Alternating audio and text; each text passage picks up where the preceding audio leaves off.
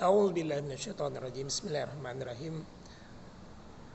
Assalamualaikum warahmatullahi wabarakatuh. Alhamdulillah.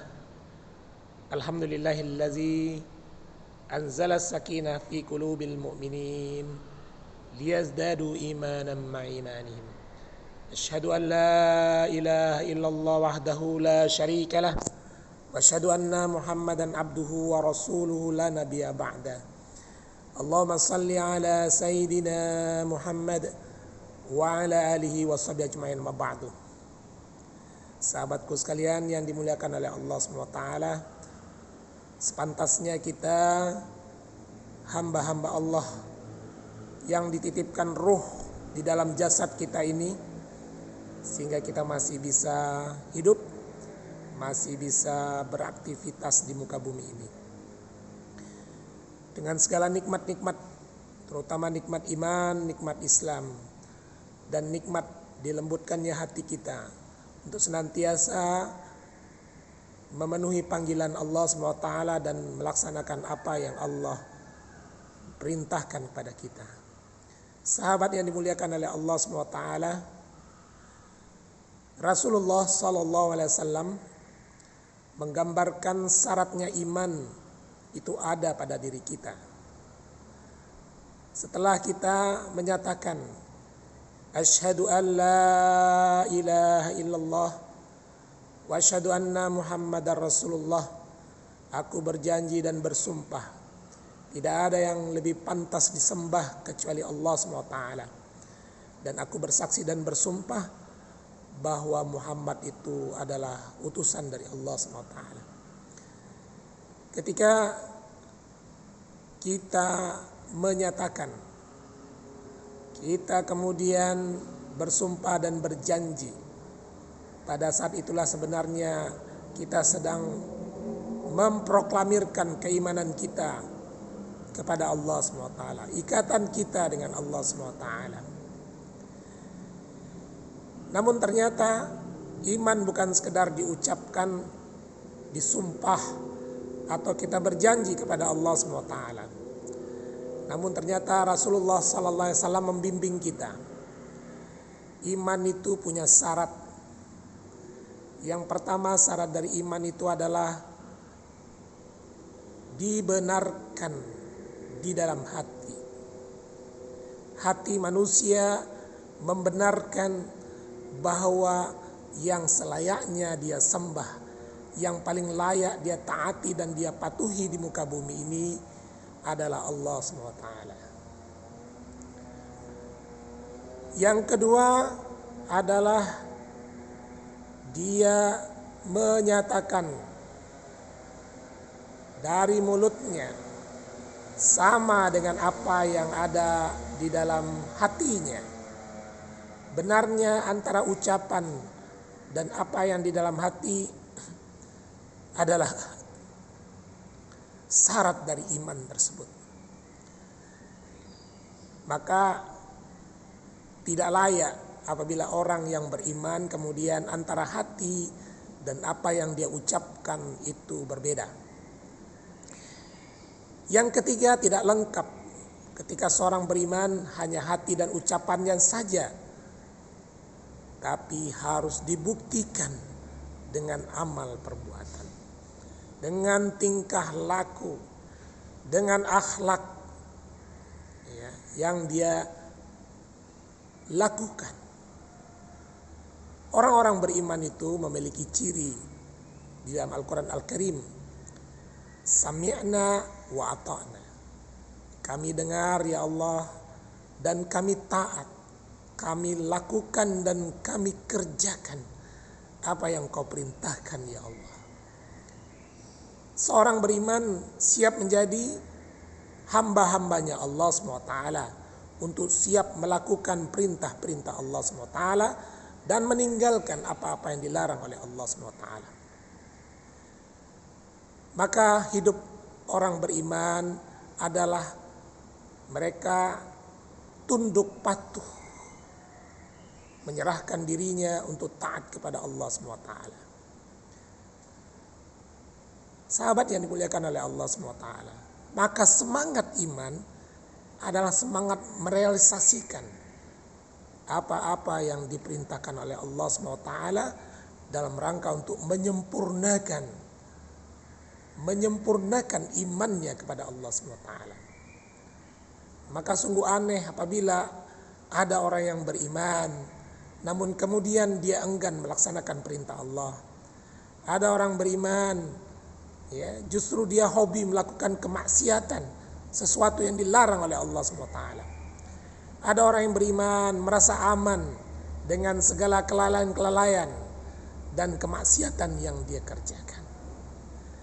Di dalam Al-Quran Al-Karim, dalam surat Al-Anfal, Allah memberikan hubungan orang beriman itu sebagaimana digambarkan. A'udzubillahi minasyaitonirrajim. Innamal mu'minuna allazina idza dzukirallah wajilat qulubuhum wa idza tuliyat 'alaihim ayatuhu zadatuhum imanan wa 'ala rabbihim yatawakkalun. Adalah orang-orang beriman itu, kata Allah, apabila disebut nama Allah, diingatkan tentang Allah, bergetarlah hatinya, muncullah pertanyaan-pertanyaan dalam dirinya. Sudahkah dia melaksanakan perintah-perintah Allah dengan sempurna? Disebut nama Allah, bergetarlah hatinya. Malu orang beriman itu apabila bertemu dengan Allah nanti di yaumil qiyamah, penuh dosa, ya, penuh maksiat, na'udzubillah min zalik. Maka orang beriman bersegera bertobat kepada Allah SWT, lalu kemudian dia berupaya berbuat kebaikan-kebaikan sebagaimana yang diperintahkan oleh Allah SWT. Apabila dibacakan ayat-ayat Allah, ya, wa idza tuliyat 'alaihim ayatihi, apabila dibacakan ayat-ayat Allah, ya, zadatuhum imanan, semakin bertambah imannya, semakin yakin kepada Allah SWT. Ternyata Al-Quran Al-Karim itu benar-benar menjadi rahmat baginya, menjadi penawar baginya dalam kehidupan. Bayangkan seseorang yang di belakangnya ada Allah, yang siap mengabulkan doa-doanya, yang siap melindungi dan menjaganya, yang siap bersama dengannya, ya. Atau orang yang hidupnya lepas dari Allah SWT. Mereka tidak punya Allah, hidupnya, ya, hanya melanggar setiap perintah-perintah Allah. Bahkan na'udzubillah min zalik, hidupnya penuh dengan dusta. Na'udzubillah min zalik. Sahabat yang dimuliakan oleh Allah SWT, orang beriman adalah orang-orang yang senantiasa apabila dibacakan ayat-ayat Allah, petunjuk-petunjuk Allah, bertambah imannya.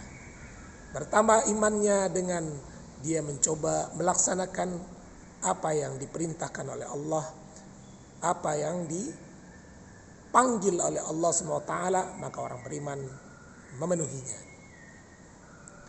Dan orang yang beriman, mereka tidak terlalu memikirkan hasil yang dia kerjakan, karena baginya mereka tawakal penuh kepada Allah SWT.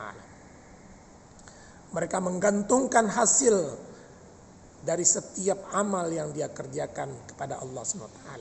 Apapun yang Allah tetapkan, yang penting bagi orang beriman adalah mengamalkan perintah. Adapun hasilnya, tawakkalun, ya tawakkalun, mereka senantiasa menggantungkan hasil-hasilnya kepada Allah SWT. Masya Allah. Lalu ciri khas selanjutnya digambarkan oleh Allah, wa yuqimus shalah, mereka menegakkan salat. Mereka memelihara hubungannya dengan Allah SWT lewat salat. Salat menjadi sarana bagi orang beriman untuk senantiasa berkomunikasi dengan Allah, berdialog dengan Allah SWT, untuk insaf bahwa dia hanya hamba Allah SWT dan Allah adalah Rabbnya yang menjamin rezekinya, yang menghidupkan dan mematikannya, yang memelihara alam semesta ini. Di tangan Allah lah segala kekuasaan-kekuatan di alam semesta ini. Dia letakkan keningnya di tempat yang paling rendah di tanah. Subhana rabbiyal a'la wa bihamdih.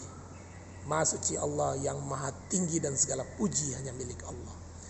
Masya Allah, keinsafan orang yang beriman. Lalu kemudian dia menafkahkan sebagian hartanya kepada Allah SWT. Dia faham sefaham-fahamnya, ya, bahwa Allah memerintahkan kepadanya dari setiap rezeki yang Allah berikan, titipkan kepadanya, dia harus infakkan kepada orang-orang yang Allah telah gariskan, yaitu fakir miskin, ya, dan orang-orang yang tidak beruntung hidupnya di muka bumi, ada punya hak dari rezeki yang dia dapatkan. Maka sahabat sekalian yang dimuliakan oleh Allah SWT, marilah kita isi hidup kita ini dengan banyak berbuat kebaikan. Jangan sampai kita lalai dan kita lupa kepada Allah. Karena lupa kepada Allah itu membuka jalan kita berbuat fasik, buat kerusakan di muka bumi ini. Hindarilah, ya, berleha-leha, bercanda-canda berlebihan. Mari kita fokus, hidup kita hanya sebentar. Kalau dibandingkan hidup di akhirat dan dunia, bagaikan satu hari di akhirat itu 1000 tahun di muka bumi. Maka kalau usia kita hanya 60 tahunan, kira-kira cuma 1,5 jam saja kita hidup. Ayo kita hanya mampir di muka bumi ini, mari kita berbekal agar kita bisa bertemu dengan Rabb kita. Man kana yarju liqa Allah fa inna ajalallahi la'at wa huwas samiul alim. Barang siapa yang ingin bertemu dengan Allah, setiap kali dia rukuk, sujud, berdoa dan memohon kepada Allah, maka bagi siapa yang ingin bertemu dengan Allah, maka pertemuan dengan Allah itu pasti akan terjadi. Mudah-mudahan kita termasuk orang yang berbahagia saat bertemu dengan Allah, dipanggil oleh Allah dengan panggilan kerinduan, ya ayyatuhan nafsul mutmainnah, wahai jiwa-jiwa yang tenang, irji'i ila rabbiki radiyatan mardiyah, kembalilah kalian kepada Rabb kalian dengan ridhonya. Fadkhuli fi ibadi, berkumpullah kalian bersama hamba-hambaku. Wadkhuli jannati, masuklah ke surgaku. Sampai bertemu di surga Allah SWT. Assalamualaikum warahmatullahi wabarakatuh.